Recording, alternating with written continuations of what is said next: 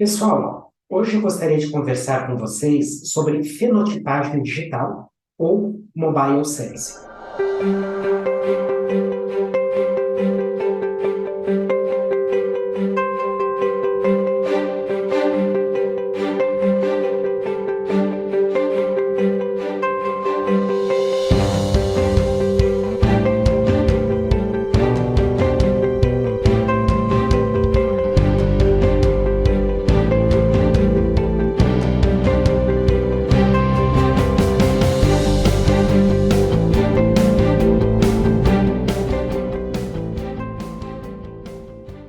Fenotipagem digital é uma proposta que vem surgindo na psiquiatria digital, que basicamente é utilizar instrumentos digitais portáteis, e aqui a gente está falando dos celulares e também de pulseiras eletrônicas, como a gente utiliza cada vez mais, e utilizar esses instrumentos para, como se fosse um marcador digital, verificar como está o estado psíquico do paciente.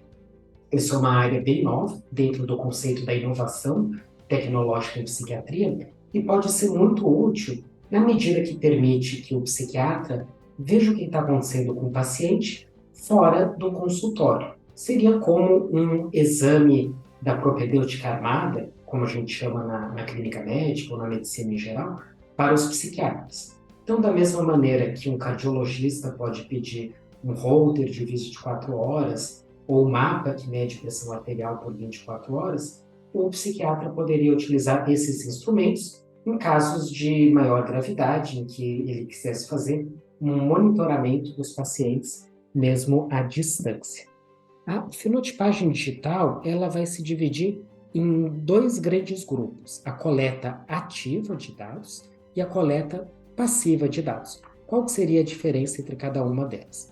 Na coleta ativa de dados, ou o que a gente pode falar que é digitalizado, é utilizar instrumentos que a gente já utiliza no dia a dia, mas de uma forma digitalizada. Então, por exemplo, usar uma escala de depressão, de ansiedade, de estado de humor, e mesmo coisas muito simples como emojis, desde uma carinha feliz, chorando, até uma carinha bastante alegre, e ficar mandando isso para os pacientes num período de 24 horas, claro que não 24 horas ao dia, mas mandar, por exemplo, a cada 2 horas, a cada 3 horas, perguntando: olha, como é que está a sua depressão hoje, como está a sua ansiedade, como está o seu sono, e aí esse paciente vai respondendo, certo?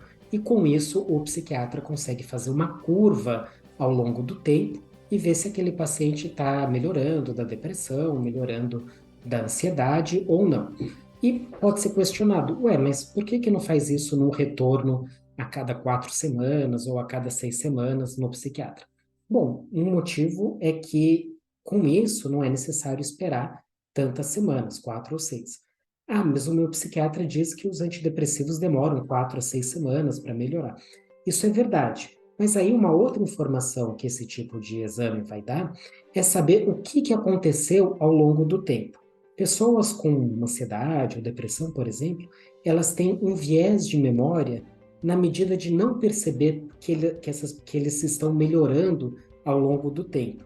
Então, pode registrar uma semana que foi muito ruim e na hora de lembrar e relatar ao psiquiatra como foi ao longo de 6 semanas, lembrar mais dessa semana e fazer esquecer das outras por causa desse viés cognitivo negativo. E, na verdade, é até por isso que as consultas dos psiquiatras duram bastante tempo, porque tem que tentar diferenciar uma coisa da outra. Então, essa seria uma vantagem dessa fenotipagem digital.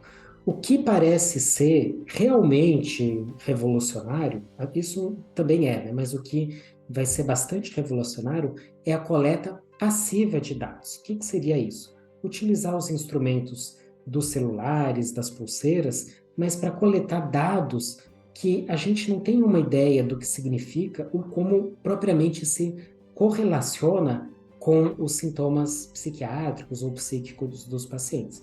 Então, é coletar dados como movimentação diária, o acelerômetro, informações de GPS e assim por diante, e com isso tentar relacionar como que está o estado psíquico do paciente. Aí, com isso, teria uma informação sem ter o ônus do paciente de ter que responder todos os dias, porque, convenhamos, isso não é sustentável a longo prazo, tem que, além de todos os WhatsApps, responder mais ainda do estado mental, vai acontecer coisas como dar sempre a mesma resposta e assim por diante. Então, coletar dados num outro nível de informação.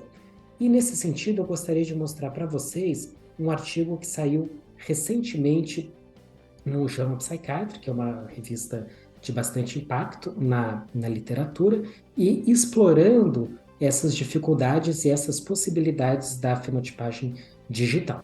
Então, aqui foi o paper do Journal Psychiatry e logo de cara fala, né, utilizando dados de um relógio de pulso para verificar dor, sono e ansiedade, os desfechos de dor, sono e ansiedade depois do PTSD, do transtorno de estresse pós-traumático. Esse aqui é um artigo bastante denso, tem muitos recursos interessantes que eles utilizaram, mas o que eu gostaria de ressaltar para vocês é que, nesse caso, não foi feita a coleta ativa de dados. Foi ver como que os pacientes evoluiriam em termos de dor, sono e ansiedade, tá bom? Então, essas informações que eu vou mostrar aqui nessa tabela, mostrando que os pacientes melhoram ao longo do tempo, nas diferentes escalas, isso já se pode saber com recursos tradicionais ou mesmo com essa coleta ativa de dados, mas é interessante, sabe, lembrar que isso aqui é a média da população. Eu quero saber dessas pessoas quem que vai demorar mais para responder e quem que vai responder mais rápido para eu alocar recursos de maneira mais eficiente, até o próprio psiquiatra vigiando essas pessoas com maior cuidado, certo? Ou monitorando com maior cuidado. Então, aqui são sintomas de transtorno de estresse pós-traumático, como ansiedade, evitação e assim por diante. A gente não entra tanto em detalhes nesse momento, mas bem interessante que eles verificaram esses 10 sintomas. E aí, coletaram dados logo no começo do estudo e durante o estudo com a pulseira digital. E veja que a única coisa que esse relógio tinha era informações de acelerometria nos 3 eixos, ou seja, quanto a pessoa está se movimentando para frente, para cima e para baixo. E aí também padrão de sono vigília. Veja que essa não é uma informação muito óbvia. Talvez sono vigília sim, mas as demais informações não são tão óbvias para uma pessoa do que está acontecendo e qual seria a relação com o transtorno de estresse pós-traumático. Foi feita uma série de cálculos, foram identificados alguns biomarcadores e, interessantemente, os autores dividiram essa amostra de 2.000 pessoas em um grupo só para testar esses biomarcadores e outro só para validar esses biomarcadores, certo? Então, eles começaram com vários biomarcadores, certo? Eles viram que, na verdade, depois na validação teve esse P baixo aqui, então só um deles previu dor.